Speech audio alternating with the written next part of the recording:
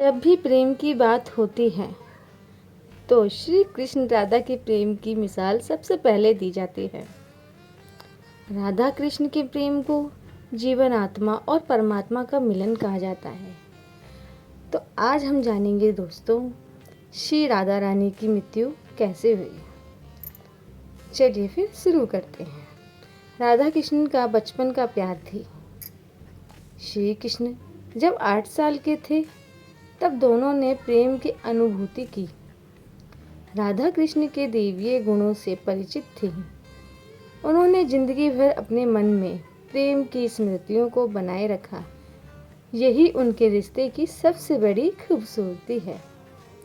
कहा जाता है कि श्री कृष्ण को केवल 2 ही चीज़ें सबसे ज़्यादा प्रिय थीं। ये दोनों चीज़ें भी आपस में एक दूसरे से गहराई से जुड़ी हुई थी, बांसुरी और राधा। कृष्ण की बांसुरी की धुन ही थी जिससे राधा श्री कृष्ण की तरफ खींची चली गईं। राधा की वजह से श्री कृष्ण बांसुरी को हमेशा अपने पास ही रखते थे। भले ही श्री कृष्ण और राधा का मिलन नहीं हो सका, लेकिन उनकी बांसुरी उन्हें हमेशा एक सूत्र में बांधे रहती थी। श्री कृष्ण के जितने भी चित्रण मिलते हैं उनमें बांसुरी जरूर रहती है। बांसुरी श्री कृष्ण के राधा के प्रति प्रेम का प्रतीक है। वैसे तो राधा से जुड़े कई अलग अलग विवरण मौजूद हैं, लेकिन एक प्रचलित कहानी हम आपको सुनाते हैं। भगवान श्री कृष्ण से राधा पहली बार तब अलग हुई जब मामा कंस ने बलराम और श्री कृष्ण को आमंत्रित किया। वृंदावन के लोग ये खबर सुनकर दुखी हो गए। मथुरा जाने से पहले श्री कृष्ण राधा से मिले थे। राधा कृष्ण के मन में चल रही यह गतिविधि को जानती थी। राधा को अलविदा कह कृष्ण उनसे दूर चले गए। कृष्ण राधा से ये वादा करके गए थे कि वो वापस आएंगे, लेकिन श्री कृष्ण राधा के पास वापस नहीं आए। उनकी शादी भी रुक्मिणी से हुई। रुक्मिणी ने भी श्री कृष्ण को पाने के लिए बहुत यत्न किए थे। कृष्ण के वृंदावन छोड़ने के बाद से ही राधा का वर्णन बहुत कम हो गया। राधा और कृष्ण जब आखिरी बार मिले थे तो राधा ने श्री कृष्ण से कहा था कि भले ही वो उनसे दूर जा रहे हैं, लेकिन मन से कृष्ण हमेशा उनके साथ ही रहेंगे। इसके बाद श्री कृष्ण मथुरा गए और कंस और बाकी राक्षसों को मारने का अपना काम पूरा किया। इसके बाद प्रजा की रक्षा के लिए श्री कृष्ण द्वारका चले गए और द्वारकाधीश के नाम से लोकप्रिय हुए। जब कृष्ण वृंदावन से निकल गए तब राधा की जिंदगी ने अलग ही मोड़ ले लिया था। राधा रानी की शादी एक यादव से हो गई।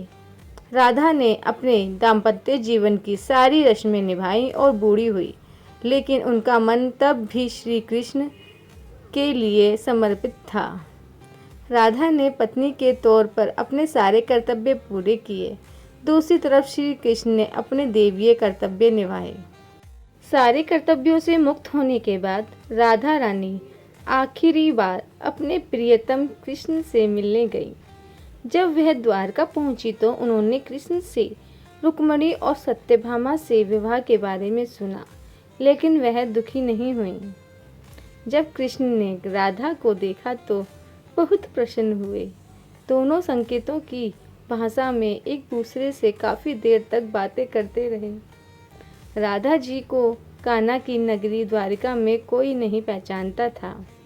राधा के अनुरोध पर श्री कृष्ण ने उन्हें महल में एक देविका के रूप में नियुक्त किया।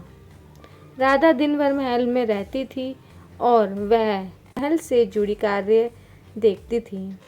मौका मिलने पर ही वह कृष्ण के दर्शन कर लेती थी, लेकिन महल में राधा ने श्री कृष्ण के साथ पहले की तरह का आध्यात्मिक जुड़ाव महसूस नहीं कर पा रही थी। इसलिए राधा ने महल से दूर जाना तय किया। उन्होंने सोचा कि वह दूर जाकर दोबारा श्री कृष्ण के साथ गहरा आत्मीय संबंध स्थापित कर पाएंगी। उन्हें नहीं पता था कि वे कहाँ जा रहे हैं, लेकिन भगवान श्री कृष्ण जानते थे। धीरे धीरे समय बीतता और राधा बिल्कुल अकेली और कमज़ोर हो गई। उस वक्त उन्हें भगवान श्री कृष्ण की आवश्यकता पड़ी। आखिरी समय में भगवान श्री कृष्ण उनके सामने आ गए। कृष्ण ने राधा से कहा कि वह उनसे कुछ मांगे, लेकिन राधा ने मना कर दिया। कृष्ण के द्वारा अनुरोध करने पर राधा ने कहा कि वह आखिरी बार उन्हें बांसुरी बजाते देखना चाहती हैं। श्री कृष्ण ने बांसुरी ली और बेहद सुरीली धुन में बजाने लगे। श्री कृष्ण ने दिन रात बांसुरी बजाई जब तक राधा आध्यात्मिक रूप से कृष्ण में विलीन नहीं हो गई। बांसुरी की धुन सुनते सुनते राधा ने अपने शरीर का त्याग कर दिया। हालांकि भगवान श्री कृष्ण जानते थे कि उनका प्रेम अमर है, बावजूद वे राधा की मृत्यु को बर्दाश्त नहीं कर सके। भगवान कृष्ण ने प्रेम के प्रतीकात्मक अंत के रूप में बांसुरी तोड़कर झाड़ी में फेंक दी। उसके बाद से श्री कृष्ण ने जीवन भर बांसुरी या कोई अन्य वादक यंत्र नहीं बजाया। कहा जाता है कि जब द्वापर में नारायण ने श्री कृष्ण का जन्म लिया था, तब माँ लक्ष्मी ने राधा रानी के रूप में जन्म लिया था, ताकि मृत्यु लोक में भी वे उनके साथ ही रहें। तो इस प्रकार राधा रानी जी की मृत्यु हुई और श्री कृष्ण ने बांसुरी हमेशा के लिए तोड़ दी और छोड़ दी। उम्मीद करती हूँ आज की कहानी आप सबको पसंद आई होगी। तो चैनल को सब्सक्राइब कीजिए और ज़्यादा से ज़्यादा शेयर कीजिए। धन्यवाद। फिर मिलेंगे नई वीडियो में नई जानकारी के साथ।